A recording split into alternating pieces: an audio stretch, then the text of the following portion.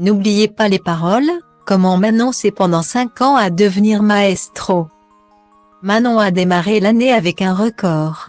Le 3 janvier 2023, la nouvelle maestro de l'émission N'oubliez pas les paroles parvenait à faire retentir la clochette pour la 7e fois d'affilée.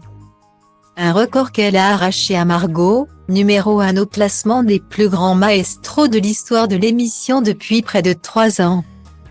Un signe pour les fans de l'émission que la jeune femme pourrait bien se hisser très haut dans ce fameux classement. Manon compte aller le plus loin possible.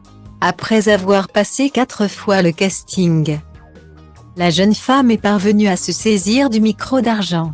Depuis, elle impressionne Nagui, mais aussi les téléspectateurs avec son immense connaissance des paroles des chansons populaires du répertoire francophone.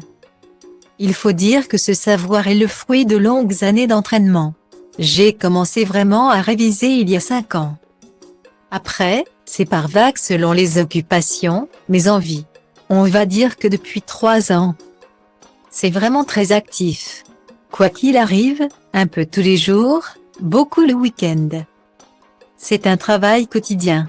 Je m'autorisais quand même des sorties, des activités. Car la vie continue, mais j'ai essayé de travailler tous les jours, le matin avant d'aller au travail ou le midi si j'avais une demi-heure. A-t-elle expliqué dans les colonnes de Télé Loisirs, portée par un esprit de compétition bien aiguisé. La jeune femme est parvenue à apprendre plus de 800 chansons.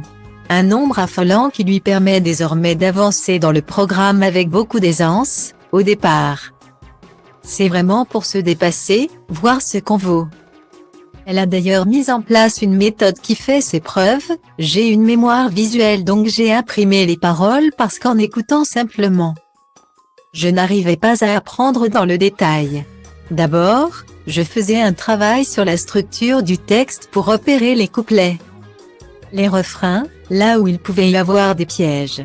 Je surlignais avec des couleurs différentes pour me repérer dans la structure et pour que ça rentre plus facilement dans ma mémoire, a-t-elle détaillé.